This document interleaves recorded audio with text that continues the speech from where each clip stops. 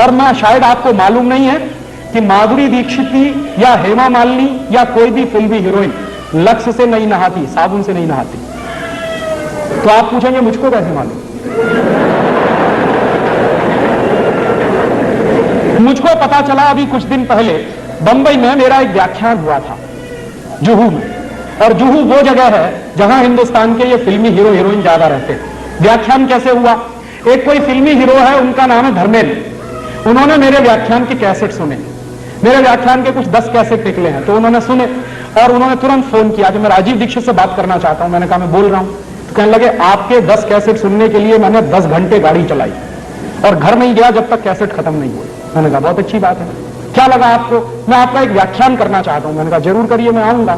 क्या आपकी फीस क्या है? मैंने कहा मैं फीस नहीं लेता कभी व्याख्यान के लिए।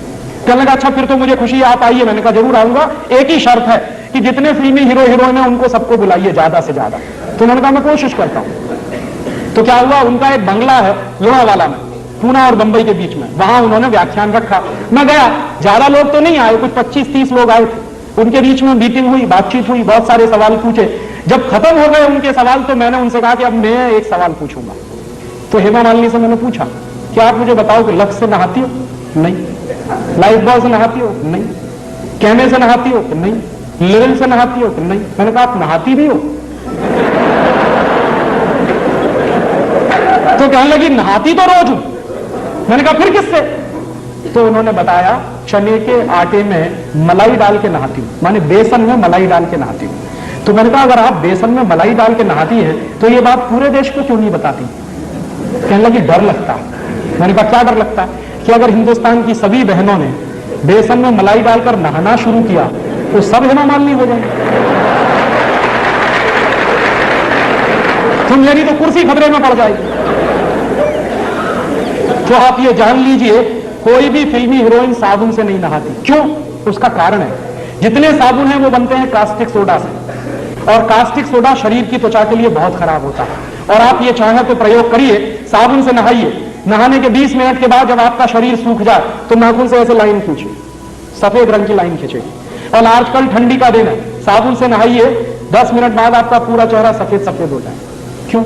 उसमें जो कास्टिक सोडा है वो आपकी शरीर की त्वचा से चिपक जाता है, चाहे जितना पानी डालिए धुलता नहीं। इसलिए साबुन सबसे रद्दी चीज है। तब आप पूछेंगे बेस्ट क्वालिटी क्या है? बेस्ट क्वालिटी है मुल्तानी मिट्टी, मिलती है अभी भी इस देश में, खरीद लाइए बाजार से। क्या करें उसका? मुल्तानी मिट्टी को दही में डाल दीजिए रात को, या दही की ताक में डाल दीजिए, सवेरे तक एकदम मुलायम हो जाएगी। उसको पेस्ट बनाइए, शरीर पर ऐसे ही लगाइए जैसे साबुन लगाते हैं, और नहा लीजिए गर्म पानी से, एकदम फ्रेश हो जाएंगे। दूसरा तरीका, चने का आटा माने बेसन, उसमें मलाई मिलाइए, पेस्ट बनाइए, उसको रगड़िए और उससे नहाइए। तीसरा तरीका, आप जो है अपने घर में ले आइए मसूर की दाल का आटा, मसूर की दाल होती है उसको पिसवाइए, उसका आटा बनता है, उसमें शहद मिलाइए, मध मिलाइए और उसका पेस्ट बना के उससे शरीर को लगाइए और गर्म पानी से नहाइए, आपकी स्किन एकदम सॉफ्ट हो जाएगी। चौथा तरीका, मुल्तानी मिट्टी लीजिए, अरीठा का पाउडर लीजिए, शिकाकाई पाउडर लीजिए, तीनों को बराबर बराबर मात्रा में मिलाइए, डिब्बे में बंद करके रखिए, 1 साल तक इसका कुछ नहीं बिगड़ता। नहाने के 20 मिनट पहले 1 चम्मच पाउडर 1 गिलास पानी में डाल दीजिए और उस पानी से पहले शरीर के बाल धो लीजिए, आपके बाल टूटना बंद हो जाएंगे। और फिर उसी पानी से शरीर से नहा लीजिए, आप कोई साबुन लगाने की कभी जरूरत ही महसूस नहीं होगी। और आपको मैं बताऊं सबसे अच्छा, आपके यहां अकोला में गाय के गोबर से एक साबुन बनता, और गाय के गोबर से जो साबुन बनता है, पिछली बार मैं आया था यहां से खरीद के ले गया था और मैंने मेरे सब दोस्तों को बांटा, मैं भी नहाता हूं। मैं आपको सच बताऊं कि उस साबुन से नहाने के 10 मिनट के बाद शरीर में से खुशबू निकलती।